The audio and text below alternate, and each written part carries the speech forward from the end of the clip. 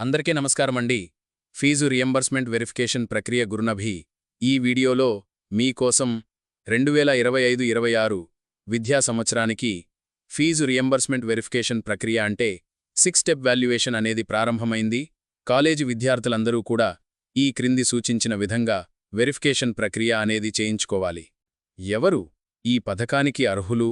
10వ తరగతి పూర్తయిన తర్వాత వొకేషనల్, ఐటీఐ, డిప్లొమా కోర్సులు చదివిన వారందరూ అర్హులే. గ్రాడ్యుయేషన్ అంటే BA, BCom, BSc, BTech etcetera. అలాగే పోస్ట్ గ్రాడ్యుయేషన్ అంటే MSc, MA, MHRM, MBA, MCom etcetera చదువుతున్న వారందరూ కూడా అర్హులే. నోట్: ఎవరైతే ఓపెన్లో గ్రాడ్యుయేషన్ గానీ పోస్ట్ గ్రాడ్యుయేషన్ గానీ చదివితే వారు అనర్హులు. అలాగే మేనేజ్మెంట్ కోటాలో చదువుతున్నవాళ్లు కూడా అనర్హులు. పైన చెప్తున్న కోర్సులు చదువుతున్నవాళ్లు, మొదటి సంవత్సరం చదువుతున్నవారు వాళ్ల కాలేజీలో చేయవలసినటువంటి ప్రక్రియ పూర్తి చేయాలి. అలాగే 2-3-4 సంవత్సరాలు చదువుతున్నవాళ్లు, గతంలో వాళ్లు కాలేజీలో జ్ఞానభూమి పోర్టల్లో అప్డేట్ చేసి ఉన్నారు కాబట్టి రిజిస్ట్రేషన్ ప్రక్రియను సులువుగా అయిపోతుంది. పైన చెప్పిన కోర్సులు చదువుతున్న అందరూ అనగా first year, second year, third year, fourth year 2025-26 సంవత్సరానికి ప్రతి ఒక్కరూ కూడా ఈ 6 స్టెప్ వాల్యుయేషన్ ప్రక్రియ చేయించుకోవాలి. అలా చేయించుకున్న వారికి మాత్రమే ఆ సంవత్సరానికి ప్రభుత్వం అనేది అమౌంట్ అనేది వేస్తుంది. కాలేజీ స్థాయిలో చేయవలసిన పనులు: ప్రిన్సిపల్ లాగిన్ ద్వారా రిజిస్ట్రేషన్ పూర్తి చేయాలి. ఓటీఆర్ ఆన్లైన్ ట్రాన్స్ఫర్ అప్లికేషన్ ప్రక్రియ పూర్తి చేయాలి. ఇలా పూర్తయిన తర్వాత విద్యార్థి తాలూకు వివరాలు వాళ్ల సచివాలయంలో వెరిఫికేషన్ కొరకు చూపిస్తాయి. అంటే కాలేజీలో రిజిస్ట్రేషన్ మరియు ఆమోదమైన తర్వాత వెరిఫికేషన్ కోసం మీ సచివాలయానికి మీ దరఖాస్తు వెళ్తుంది ఆన్లైన్లో. ఆ సచివాలయము వెల్ఫేర్ అండ్ ఎడ్యుకేషనల్ అసిస్టెంట్ అధికారి వారికి.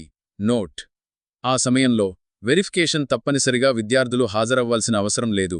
ఆ డాక్యుమెంట్స్ సచివాలయానికి సమర్పిస్తే సరిపోతుంది. ఆ కుటుంబంలో ఎవరో ఒకరు పట్టుకుని వెళ్లి ఇవ్వచ్చు.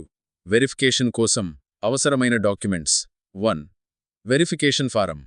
2. విద్యార్థి ఆధార్ కార్డ్. 3. కుటుంబ సభ్యులందరి ఆధార్ కార్డులు. 4. Rice card. 5. Bank passbook తల్లిది.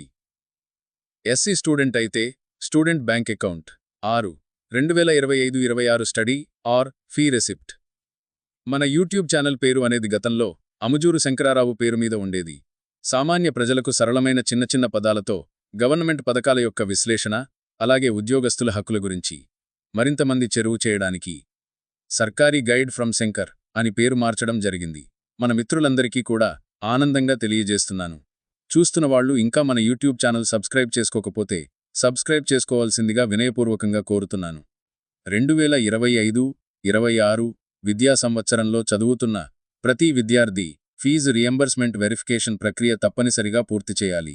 పైన చెప్పిన పత్రాలను ముందుగానే సిద్ధం చేసుకుని కాలేజీ ప్రిన్సిపల్ వద్ద రిజిస్ట్రేషన్ పూర్తి చేసుకుని తర్వాత సచివాలయంలో వెరిఫికేషన్ చేయించుకోవాలి. సచివాలయంలో చేసే ఈ వెరిఫికేషన్ ప్రక్రియను 6 స్టెప్ వాల్యుయేషన్ అంటారు.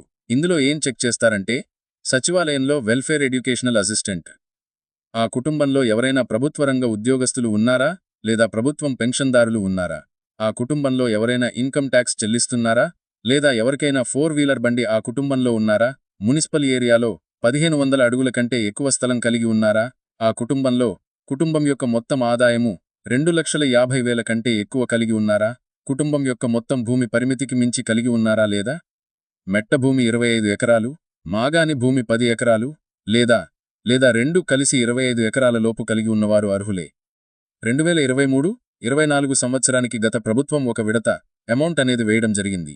మిగిలిన 3 విడతల అమౌంట్ కూడా మీరు ఒకవేళ కాలేజీకి కట్టి ఉన్నట్లుగా అయితే ఆ ఫీజు రిసిప్టును మీ సచివాలయంలో గత 5 నెలల క్రితం ఆన్లైన్ చేయడం జరిగింది. ఆ అమౌంట్ డైరెక్ట్గా తల్లి అకౌంట్లో వేయడం జరుగుతుంది. ఎవరైతే కాలేజీ కట్టలేదు ఆ 3 విడతల అమౌంట్ కాలేజ్ అకౌంటుకు వేయబడతాయి.